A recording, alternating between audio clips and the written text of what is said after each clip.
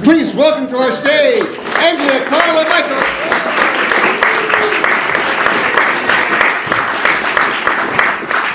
A little bit of a spoiler alert. The one thing you need to know about me, besides my tattoo that says fun, is that I love games. Games are my whole life. I teach Scrabble, I make crosswords for the newspaper, and I won a motorhome on Wheel of Fortune. I mean, games, that's my thing.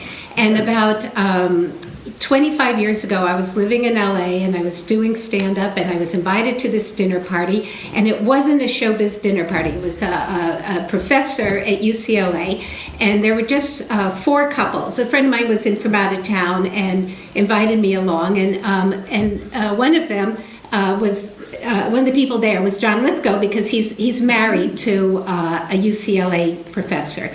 And maybe I should do the same thing, Mark. Does anybody know who John Lithgow is? They're Rock from the Sun. He was just in Bombshell, and he's been everywhere. And at that time, though, he had only won an Oscar, I think, for The World According to Garp, but it was before he was on TV. And so after dinner, they decided to play Scattergories. And what that is there's this really cool sort of 24-sided die, and you roll it, lands on a letter, and you have these lists of a name of a car, or you have to come up with a city in Europe or whatever, starting with that letter. That's how you play Scattergories. And they decided to play, and they didn't want couples to be partners. So they said, we'll make partners tonight by birthdays. And I said, October 18th, and John Lithgow said, I'm October 19th. And we're like, So they paired us, and we went off into the other room to do our little list. And as we were walking into the other room, my friend who had invited me said, hey, you guys both went to Harvard. And it was like, so we're in the back, and we start like, what dorm did you live in? What year were you there? La, la, la, la. And we're like filling out this form of these categories that we're supposed to be filling in. And but we're chatting so much that we leave half of them empty. And the way the game works is if somebody, you get a point for each one you have, and then if someone else has it, you have to cross it off, and you don't get a point. So we go back into the other room, and half of our list is empty, and we begin the game, and they start going around the room, and the first thing was something in the kitchen that starts with an M, and the first couple says mixer. We didn't have anything, by the way. And the second couple says microwave, and John goes, we had that, and crosses it off. And I'm sitting there going, we didn't have it. And I'm like waiting for him to say, no, we didn't have anything, you guys get it. Doesn't say anything. And I'm sitting there going, do I say something? And it's John Lithgow, and if I don't say something, am I a co-conspirator, cheater, or whatever? And I'm in this total panic, and I begin to laugh. Just like this weird, disassociated giggle of just kind of, and people are like, what is so funny? And I'm like, well, I said, it's that kind of, sort of Mary Tyler Moore at a funeral or whatever that was. And I swear to God, I don't remember anything else that whole evening. I don't know how I got home. I don't know if he ever copped to it. I know nothing. But in the ensuing 15 years, every time John Lithgow's name would come up, I would go, he cheated at Scattergories. And I would tell this story. Okay.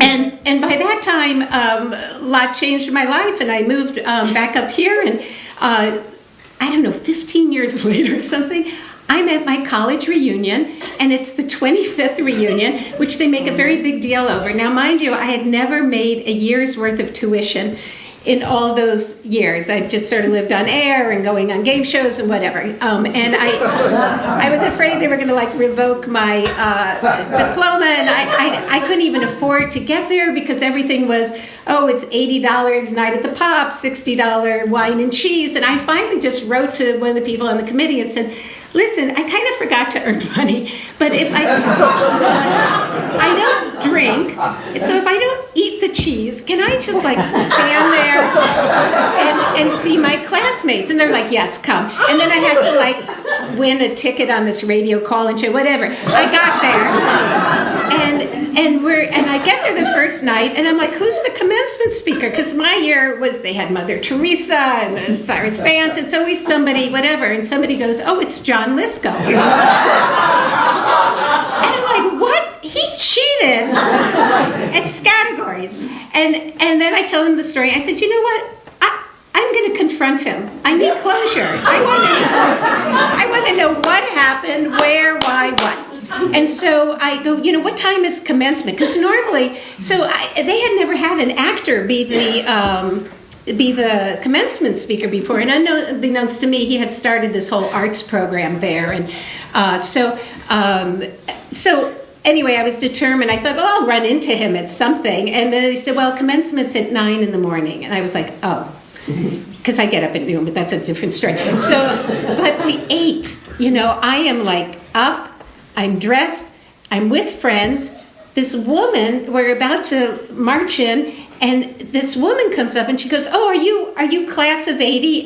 Never mind, we're wearing class of 80 sweatshirts and hat and umbrella, and we're like, yes, we're class of 80. And she goes, listen, we're honoring your class, because, at 25, that's when they expect to get the butts from you. And she says, and we happen to have 10 seats on the dais, and we'd like you to join us.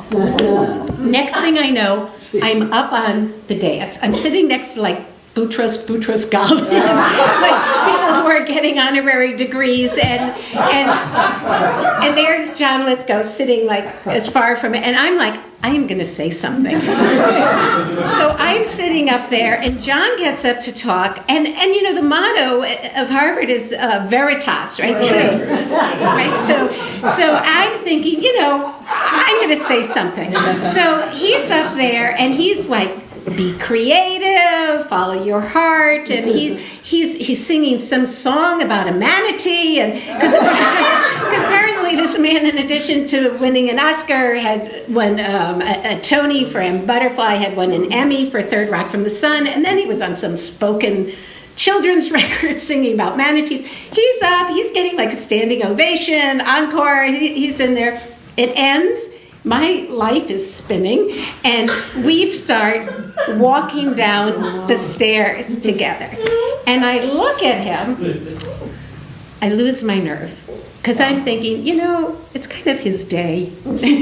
He's just talked to 20,000 people. I do not want security to come and remove me. I say nothing. I fly back to California, and I am furious with myself, because at that point, I was no longer even remotely in show business of any way. I was never going to run into him. I needed closure. So I tracked down and called the guy who had invited me to this dinner party, whom I hadn't spoken to in over 20 years. And I'm like, Jeff, what was the deal that night? Did John ever say that he had cheated? And he's like, I have no idea what you're talking about. You're insane. We didn't play Scattergories. And I'm like, no, and he's like, I can't help. I hang up, and I'm thinking, okay, fine, no closure. 3 months later, I'm in New York, and I go to the Scrabble Club there. And I love the Scrabble Club in New York because it's very intense. The United States champion runs it, and they play with chess clocks, and it's fun. And I sit down to play. I don't have any of my own equipment because I'm just visiting. And across the chess clock, in big block letters, it says Lithgow. So I look at my young Asian opponent, and I say, "Is this your clock?" And he says, "No, it's that lady over there, Jeannie Lithgow." Play our game. I go up to Jeannie. And it's sort of an older woman, and I say, Jeannie, can I ask you, are you any relation to John Lithgow? And she goes, yeah, that's my ex-husband. And I say, can I just ask you something? And she wasn't smoking. There was no bar stool, but she was kind of one of these, you can ask me anything kind of ladies. And I said, well, about 20 years ago, I was at a dinner party with your ex-husband and I guess his now wife, and she's like, yeah, Mary. I'm like, okay. And I said, and we were paired as partners for a game of Scattergories. And Jeannie says, yeah, and he cheated, didn't he?